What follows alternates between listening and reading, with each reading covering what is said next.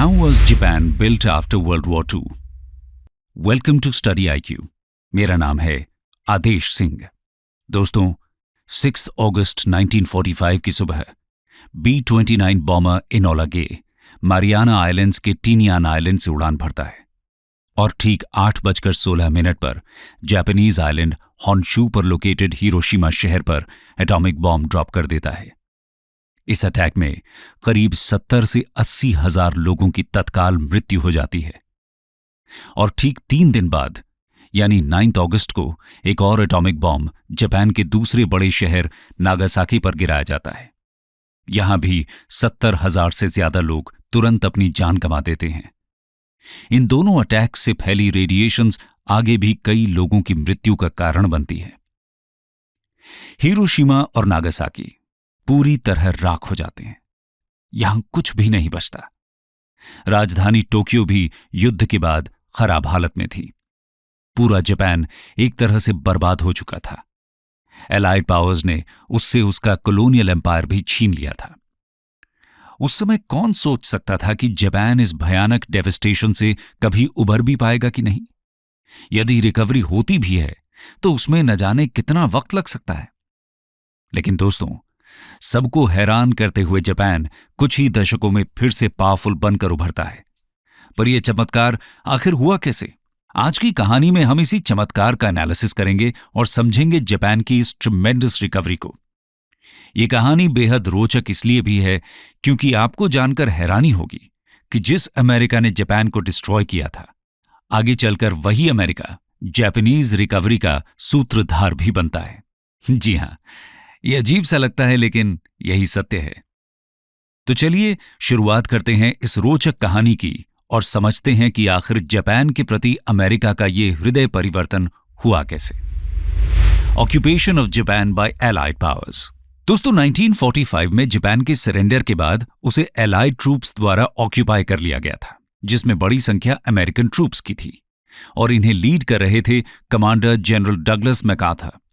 शुरुआत के 3 साल तक तो अमेरिकन का सिर्फ एक ही मकसद था और वो ये कि जापान फिर से कभी वॉर शुरू करने के लायक ही न रहे। इसलिए उन्हें एक नए डेमोक्रेटिक कॉन्स्टिट्यूशन दिया जाता है और इसके तहत जापान को आर्म्ड फोर्सेस रखने से वंचित कर दिया जाता है। नई पार्लियामेंट यानी डायट की स्थापना होती है। अब मिनिस्टर्स सिर्फ डायट के मेंबर्स में से ही चुने जा सकते थे, यानी कि parliamentary form of government establish की जाती है। एम्परर हिरोहितो को थ्रोन पर रहने दिया जाता है, लेकिन सिर्फ सिंबॉलिक रूप में। नेशनलिस्ट ऑर्गेनाइजेशंस को डिसबैंड कर दिया जाता है और आर्मामेंट्स इंडस्ट्री को पूरी तरह डिसमेंटल। जिन ऑफिशियल्स ने वॉर के दौरान लीडिंग रोल प्ले किया था, उन्हें उनकी पोजीशन से हटा दिया जाता है। एक इंटरनेशनल ट्राइब्यूनल सेटअप की जाती है जो कि वॉर क्राइम्स के अक्यूज्ड लोगों से डील करती है। वॉर टाइम प्राइम मिनिस्टर टोजो और 6 अन्य लोगों को फांसी दे दी जाती है। इसके अलावा 16 लोगों को उम्र कैद की सजा सुनाई जाती है। इस पूरे पीरियड में अमेरिकन्स जापानीज इकोनॉमी को रिस्टोर करने में कोई दिलचस्पी नहीं दिखाते। हां, वो जापान के पॉलिटिकल सिस्टम को जरूर पूरी तरह ट्रांसफॉर्म कर देते हैं, लेकिन जल्द ही परिस्थितियां बदल जाती हैं और अमेरिकन्स द्वारा जापान की इकोनॉमिक रिकवरी की दिशा में कदम उठाए जाते हैं। लेकिन इनिशियली डिसइंटरेस्टेड अमेरिकन्स अचानक से क्यों जापान की इकोनॉमिक रिकवरी की चिंता करने लगे? आइए जानते हैं। Why did America decide to help Japan? दोस्तों, 1948 के दौरान वर्ल्ड पॉलिटिक्स में कई बदलाव हो रहे थे और इसीलिए जापान की तरफ अमेरिका का एटीट्यूड भी चेंज होना शुरू होता है। वर्ल्ड पॉलिटिक्स में हो रही उथल-पुथल में सबसे मेजर मुद्दा था अमेरिका और यूएसएसआर के बीच कोल्ड वॉर की शुरुआत। उधर चाइना में नेशनलिस्ट कुओमिंतांग की सरकार भी बिखरने लगी थी और 1949 में फाइनली चाइनीज कम्युनिस्ट रेवोल्यूशन के जरिए वहां एक कम्युनिस्ट गवर्नमेंट पावर में आ जाती है। कम्युनिस्ट सोवियत के साथ साथ अब कम्युनिस्ट चाइना का अस्तित्व में आना अमेरिका के लिए एक बड़ा हेडेक था। ऐसे में अमेरिका को पैसिफिक में अपने इंटरेस्ट्स और हेजेमनी को सिक्योर करने के लिए साउथ ईस्ट एशिया में एक स्ट्रांग एलाई की जरूरत थी। इसीलिए उसका ध्यान जापान की तरफ जाता है और बस इसीलिए वो जापान की इकोनॉमिक रिकवरी को प्रोत्साहित करना शुरू करता है। फिर क्या था? अमेरिका जैसे सुपर पावर के सपोर्ट का ही नतीजा था कि जापानीज इंडस्ट्रीज तेजी से रिकवर करती हैं और 1953 आते आते प्रोडक्शन एक बार फिर 1937 के लेवल तक पहुंच जाता है, जब जापान एक स्ट्रॉन्ग इकोनॉमिक पावर हुआ करता था। लेकिन सोचने वाली बात यह है दोस्तों कि इतनी तेजी से रिकवरी मुमकिन कैसे हुई? आइए समझते हैं। How was Japan's rapid recovery possible? दोस्तों, जापानीज रिकवरी के शुरुआती सालों में अमेरिकन हेल्प बहुत ही वाइटल साबित होती है। यूएसए ने तय कर लिया था कि इकोनॉमिकली हेल्थी जापान ही साउथ ईस्ट एशिया में कम्युनिज्म को फैलने से रोक सकता है। इसके लिए जापान को सेमी फ्यूडल और हायरार्किकल सिस्टम से बाहर निकलना जरूरी था, क्योंकि उसकी वजह से कहीं ना कहीं प्रोग्रेस सफर कर रही थी। उदाहरण के तौर पर जापान में मौजूद लगभग आधा एग्रीकल्चरल लैंड वेल्थी लैंडओनर्स के अधीन था, जो कि खुद शहरों में रहते थे और लैंड के छोटे छोटे प्लॉट्स टेनेंट्स को रेंट पर दे देते थे। इस तरह ज्यादातर टेनेंट्स सिर्फ सबसिस्टेंस फार्मिंग ही कर सकते थे। इसे सुधारने के लिए एक लैंड रिफॉर्म प्लान इंट्रोड्यूस किया जाता है, जिसके तहत लैंड को लैंडलॉर्ड से लेकर रीजनेबल रेट्स पर टेनेंट्स को बेच दिया जाता है। इस तरह ओनर फार्मर्स की एक नई क्लास तैयार होती है। यह प्लान काफी सक्सेसफुल रहता है। गवर्नमेंट सब्सिडीज और रेगुलेशंस की हेल्प से फार्मर्स एक प्रॉस्परस और इन्फ्लुएंशियल ग्रुप बनकर उभरते हैं। इसके अलावा जापान के ज़ाइबात्सु सिस्टम को भी डिसॉल्व किया जाता है। ज़ाइबात्सु जापान में मौजूद इंडस्ट्रियल और फाइनेंशियल बिजनेस कंग्लोमरेट्स थे, जो अपने इन्फ्लुएंस और साइज की वजह से जापानीज इकोनॉमी के एक बड़े हिस्से को कंट्रोल करते थे। इसके साथ ही जापानीज पॉलिटिक्स पर भी इनका इन्फ्लुएंस रहता था। एक तरह से इन्होंने जापानीज सोसाइटी में अपना डोमिनेंस और इकोनॉमी में अपनी मोनोपोली बना रखी थी। लेकिन अमेरिकन इकोनॉमिक एडवाइजर्स मोनोपोलीज और रिस्ट्रिक्टिव बिजनेस प्रैक्टिसेस को अच्छा नहीं समझते थे। उनके अनुसार ये मोनोपोलीज इनएफिशिएंट होने के साथ ही एक तरह की कॉर्पोरेटोक्रेसी को जन्म देती हैं और इसीलिए ये एंटी डेमोक्रेटिक भी हैं। इसीलिए इस ज़ाइबात्सु को खत्म करके जापानीज इकोनॉमिक सिस्टम में फर्दर डिसेंट्रलाइजेशन किया जाता है। इसके अलावा और भी कई तरह से अमेरिकन्स जापान की हेल्प करते हैं, जैसे कि जापानीज गुड्स को फेवरेबल टर्म्स पर अमेरिकन मार्केट में एंट्री दी जाती है। इसके अलावा ऑक्यूपेशन के दौरान यूएस करीब 1.9 बिलियन डॉलर्स असिस्टेंस के रूप में जापान पर खर्च करता है। इस एड का 59% फूड के फॉर्म में, 15% इंडस्ट्रियल मटेरियल्स और 12% ट्रांसपोर्टेशन इक्विपमेंट के रूप में दिया जाता है। 1946-47 और फिर 1948-54 तक शिगेरू योशिडा जापान के प्राइम मिनिस्टर रहते हैं और एलाइड ऑक्यूपेशन के दौरान जापान को गाइड करने में की रोल प्ले करते हैं। इनकी पॉलिसीज को योशिडा डॉक्ट्रिन के नाम से जाना जाता है। इसके तहत ये प्रपोज करते हैं कि जापान को यूएस के साथ क्लोज रिलेशनशिप बनानी चाहिए, साथ ही इकोनॉमी को डेवलप करने पर फोकस करना चाहिए, न कि प्रोएक्टिव फॉरेन पॉलिसी परस्यू करने पर। 1949 में पीएम योशिडा एक नई मिनिस्ट्री ऑफ इंटरनेशनल ट्रेड और इंडस्ट्री यानी MITI का क्रिएशन करते हैं। इसका मिशन गवर्नमेंट और बड़े बिजनेसेस के बीच क्लोज कोऑपरेशन के थ्रू इकोनॉमिक ग्रोथ को प्रमोट करना था। MITI सफलतापूर्वक मैन्युफैक्चरिंग और हैवी इंडस्ट्रीज को प्रमोट करती है और साथ ही एक्सपोर्ट्स को प्रोत्साहन भी देती है। दोस्तों, जापानीज रिकवरी में 1950 से 1953 तक चले कोरियन वॉर ने भी अहम भूमिका निभाई थी। जी हां, क्योंकि वॉर के दौरान जापान को यूनाइटेड नेशंस की फोर्सेस बेस की तरह इस्तेमाल करते हैं, इसलिए जापानीज मैन्युफैक्चरर्स इन्हें कई तरह के मटेरियल्स और सप्लाईज प्रोवाइड कर खुद के बिजनेसेस को ग्रो करते हैं। साथ में यूएसए के साथ क्लोज रिलेशनशिप के चलते जापान की सिक्योरिटी का पूरा ख्याल रखा जाता है, जिसकी वजह से जापान आर्मामेंट्स पर खर्च करने की जगह अपनी इंडस्ट्रीज में इन्वेस्ट कर पाता है।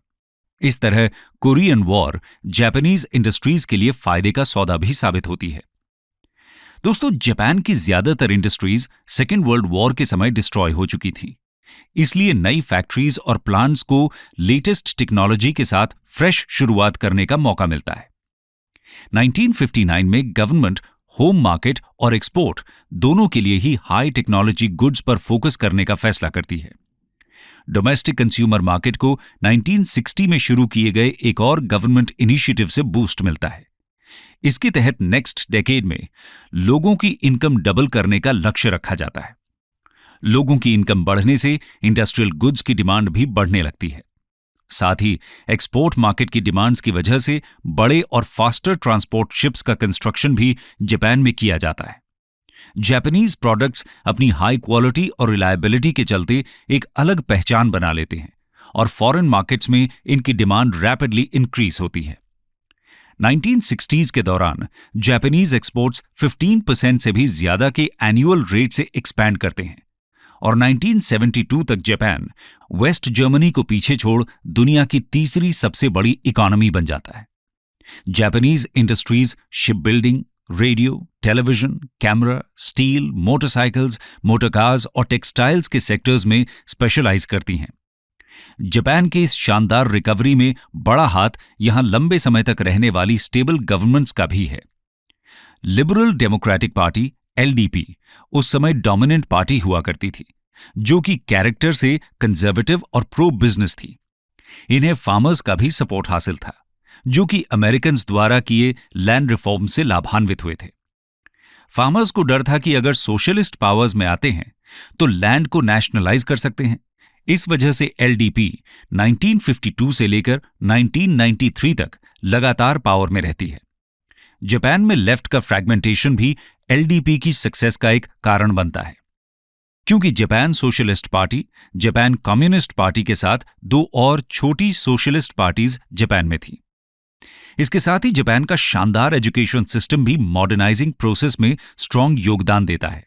जापान को टेक्नोलॉजिकली एडवांस्ड इकोनॉमी बनाने के पीछे यहां मौजूद दुनिया का हाईएस्ट लिटरेसी रेट और एजुकेशन के हाई स्टैंडर्ड्स अहम कारण थे।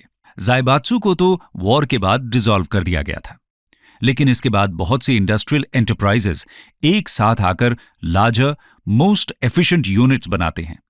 इन्हें केरेत्सु कहा जाता है। ये large modern industrial enterprise groupings थीं, जो जापान की इंडस्ट्रियल एफिशिएंसी को बढ़ाने का काम करती हैं। इस दौरान जापान की पोस्ट वॉर इकोनॉमिक ग्रोथ के पीछे बहुत से कारण जिम्मेदार थे, जैसे कि वेस्ट से इंपोर्ट की गई टेक्नोलॉजी और क्वालिटी कंट्रोल टेक्निक्स, यूएस के साथ क्लोज इकोनॉमिक और डिफेंस कोऑपरेशन, इंपोर्ट्स के लिए नॉन टैरिफ बैरियर्स और लंबे working hours. Japanese corporations life time employment के सिस्टम के जरिए लॉयल और एक्सपीरियंस्ड वर्कफोर्स को रिटेन करने में कामयाब रहती हैं। इससे इनके एम्प्लॉयज को सेफ जॉब का एश्योरेंस मिलता है और बदले में ये उनसे लंबे घंटों तक काम करवा पाती हैं। इस तरह जापानीज इंडस्ट्रीज तेजी से ग्रो कर पाती हैं। ये तो बात हुई जापानीज रिकवरी के पीछे कुछ ब्रॉड कारणों की। आइए अब इस इकोनॉमिक सक्सेस के एक्सटेंट की बात करते हैं। Emergence of a strong Japan.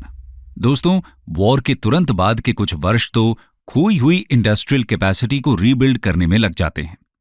इस दौरान इलेक्ट्रिक पावर, कोल, स्टील और केमिकल्स जैसे सेक्टर्स में मेजर इन्वेस्टमेंट्स होती हैं। मिड 1950s तक प्रोडक्शन प्री वॉर लेवल्स को मैच करने लगता है। 1953 और 1965 के बीच जीडीपी में हर साल 9% से भी ज्यादा एक्सपेंशन देखने को मिलता है।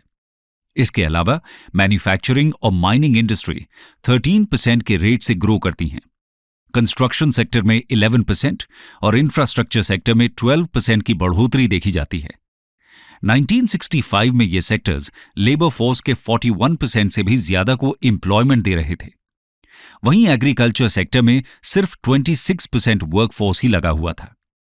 लाखों की संख्या में फॉर्मर सोल्जर्स ने वर्कफोर्स को ज्वाइन किया, जिससे एक वेल डिसिप्लिन्ड और हाईली एजुकेटेड वर्कफोर्स जापान को मिला और इसने जापान को रीबिल्ड करने में अहम भूमिका निभाई।